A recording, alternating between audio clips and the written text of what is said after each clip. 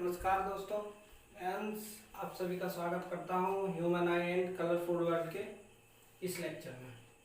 तो आज हम लोग 2-3 नेचुरल फेनोमेना पढ़ने जा रहे हैं। तो उसमें से पहला है रेनबो।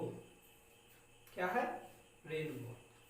तो है क्या कि it is a natural spectrum appearing in the sky after rain shower.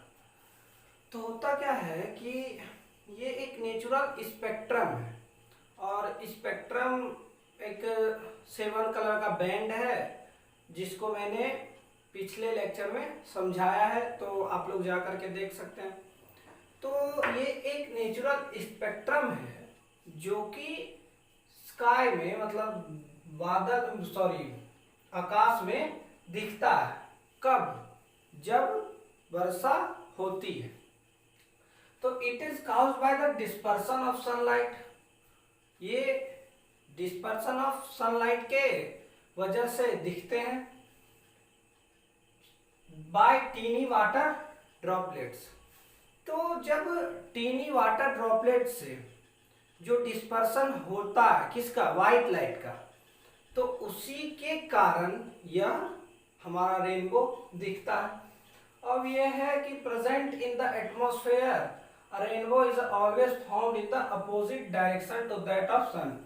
अब रेनबो है, अपीयर हो रहा है, तो किधर हो रहा है? ये हमेशा सन के अपोजिट डायरेक्शन में बनेगा। ठीक है। अब the water droplets acts like a small prism. तो जैसा कि मैंने बताया कि ये वाटर ड्रॉपलेट्स जो होते हैं उसमें डिस्पर्सन के कारण ये रेनबो दिखता है। तो वाटर ड्रॉपलेट से कैसे दिखता है? क्योंकि वाटर ड्रॉपलेट्स जो है वो एक स्मॉल प्रिज्म के जैसा एक्ट करता है। फिर है they refract and disperse incident sunlight.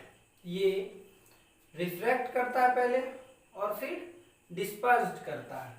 तो डिस्पर्सन का क्या था कि हमारा सातों जो लाइट का बैंड होता है वो डिस्पर्स हो जाता है। तो पहले यहाँ पर ये रिफ्रैक्ट होगा, फिर ये क्या होगा?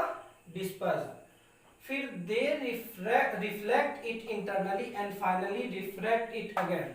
अब है कि ये इंटरनली रिफ्लेक्ट होता है, ठीक, और ये फाइनली जाके क्या करता है? फिर से रिफ्रैक्ट करता है when it comes out of the rainbow. और जब ये फाइनली रिफ्रैक्ट करता है यहाँ पर, तभी हम लोगों का क्या होता है? रेनबो बनता है।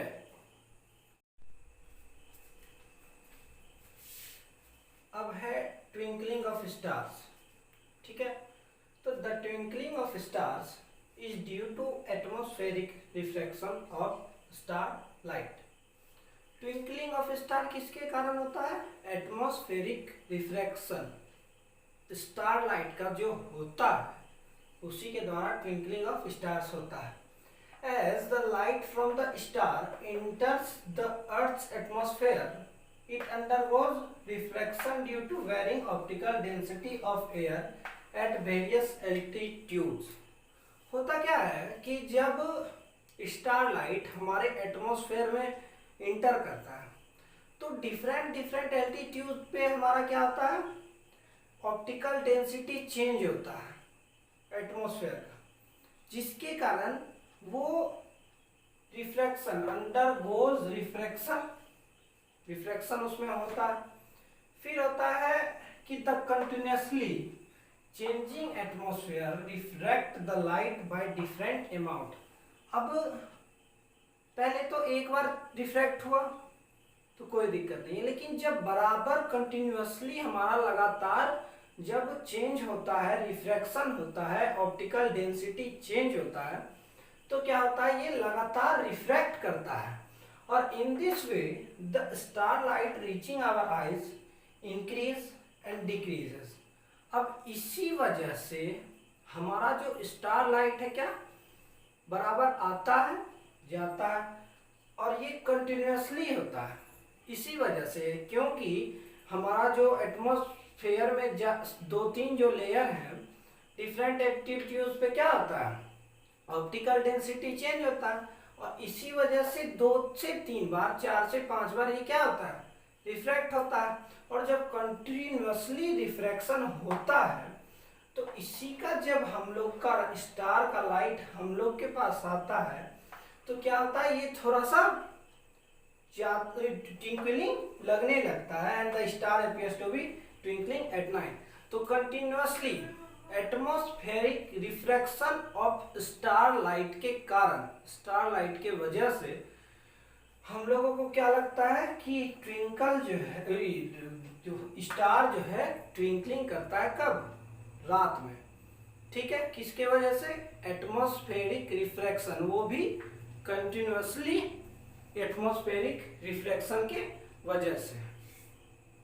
अब कुछ इंपॉर्टेंट क्वेश्चंस हैं, जैसे है क्या, पहला क्वेश्चन है कि sun is visible 2 minute before actual sunrise and 2 minute after sunset, give reason.